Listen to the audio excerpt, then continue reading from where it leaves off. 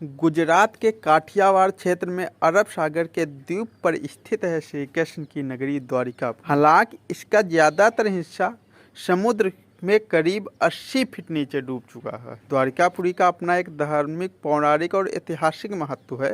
द्वारिकापुरी की खोज के बाद ऐसा पहली बार हो रहा है जब आप समुद्र के नीचे जाकर श्री कृष्ण की नगरी को देख सकते हैं। इसके लिए पहले आपको ट्रेनिंग लेनी पड़ेगी।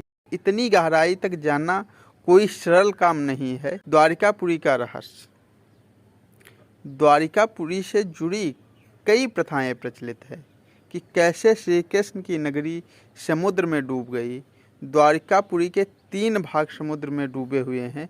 द्वारिकापुरी के कई द्वार हैं, इसका सिर्फ एक भाग ही, जिसे बेट द्वारका कहते हैं, समुद्र से बने टापू पर मौजूद है।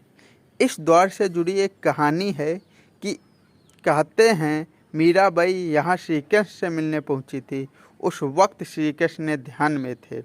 इस पर मीराबाई उनकी मूर्ति में समा गई। इसी जगह पर गोमती, कोषावती और चंद्रभागा नदी का संगम। यहाँ एक बड़ा रहस्य है जिसे आज तक कोई नहीं समझ पाया। यहाँ पांडवों के 5 कुएं हैं और चारों ओर समुद्र का पानी खारा है, लेकिन कुएं का पानी जो है वो मीठा है। ये एक रहस्य है, मिस्ट्री है, जो साइंस भी इसका कोई अंदाज़ा या इसका कोई सबूत नहीं ढूंढ पा रही। अब क्या है, जो कौन सी ट्रेनिंग है जो ली जाती है द्वारिकापुरी देखने के लिए? तो दोस्तों हम बताते हैं कि स्कूबा डाइविंग के जरिए देख सकते हैं कि द्वारिकापुरी कैसी दिखती है। यह हालांकि खंडित हो चुकी है, फिर भी उसके ध्वंसावशेष बचे हैं। उसके जो अवशेष बचे हैं वो काफ़ी खूबसूरत हैं। द्वारिकापुरी समुद्र से 60 से 80 फीट नीचे है। स्कूबा डाइविंग के थ्रू पहुंचा जा सकता है और कई रहस्य देखे जा सकते हैं तथा यहाँ पर महाभारत कालीन साक्ष्य देखे जा सकते हैं। लेकिन इसके लिए आपको हिम्मत और हौसला भी होना चाहिए, क्योंकि समुद्र के गहरे पानी में उतरना और वहाँ पर स्कूबा डाइविंग करना इतना आसान नहीं होता है। इसके लिए प्रॉपर आपको ट्रेनिंग लेनी पड़ेगी। दोस्तों आपको मैं बताना चाहूँगा कि द्वारिकापुरी का पौराणिक इतिहास क्या रहा। पौराणिक कहानियों के अनुसार श्री कृष्णा ने करीब 36 साल तक द्वारका पर शासन किया। वज्रनाभ यदुवंश के अंतिम राजा थे। हालांकि कुछ साल तक ही द्वारिकापुरी में रहे, इसके बाद हस्तिनापुर चले गए। जब तक द्वारिका की खोज नहीं हुई थी तब तक महज किंवदंती के आधार पर जीवित रही। सबसे पहले वायुसेना के पायलटों की इस पर नज़र पड़ी। इसके बाद राष्ट्रीय समुद्र विज्ञान संस्थान सोनार टेक्निक से समुद्र के अंदर जाकर करीब 4000 वर्ग मीटर क्षेत्र में अपना रिसर्च शुरू किया। तब वहाँ द्वारिकापुरी के अस्तित्व को पता चला। वहाँ लकड़ी, पत्थर और हड्डियों के हजारों साल पुराने अवशेष मिले थे। माना जाता है कि अवशेष महाभारत कालीन हो सकते हैं। इस पर वैज्ञानिकों का क्या कहना है? दोस्तों द्वारिकापुरी में वैज्ञानिकों का क्या कहना है, इस पर भी आपका ध्यान आकर्षित करना चाहेंगे कि वैज्ञानिक रिसर्च बताते हैं कि हिमयुग समाप्त होने के बाद समुद्र का जल स्तर बढ़ा था। इससे दुनिया भर में कई तटवर्ती शहर डूब गए थे। इसमें द्वारिकापुरी भी एक था।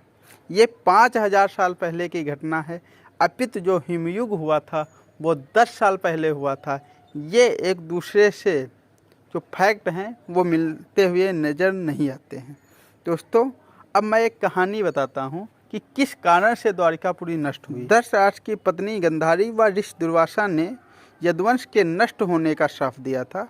एक मान्यता है कि द्वारिकापुरी एक नहीं 6 बार डूबी। वर्तमान में जिस द्वारिकापुरी का अस्तित्व मिलता है वो 7वां शहर है। इसकी स्थापना प्राचीन द्वारिकापुरी के पास ही आदि शंकराचार्य ने 16वीं सदी में की थी। यहाँ बनवाए गए मंदिर को मुगलों ने तोड़ दिया था। एक मीडिया रिपोर्ट के अनुसार 1963 में सबसे पहले डेक्कन कॉलेज पुणे के डिपार्टमेंट ऑफ आर्कियोलॉजी और गुजरात सरकार ने मिलकर द्वारिकापुरी की खोज की। अब दोस्तों बताते हैं पहले की द्वारिकापुरी कैसी थी। वर्तमान में गोमती द्वारका और बेट द्वारका अस्तित्व में ही बचा है। गोमती द्वारका में भी श्री रणछोड़ राय मंदिर या द्वारकाधीश मंदिर मौजूद हैं। इसे 1500 वर्ष पुराने मानते हैं। यह मंदिर 7 मंजिला है। इस मंदिर के आसपास समुद्र का पानी भरा है। इसे गोमती कहते हैं। इस मंदिर के दक्षिण में आदि गुरु शंकराचार्य द्वारा स्थापित शारदा मठ भी है। दोस्तों, ये थी द्वारिका की पूरी कहानी, और यदि आपको कहानी पसंद आई है तो मेरे चैनल को लाइक, शेयर और सब्सक्राइब कर दीजिएगा। और अगली वीडियो बहुत जल्द आ रही है, आप देखना मत भूलिएगा, स्किप मत कीजिएगा। धन्यवाद।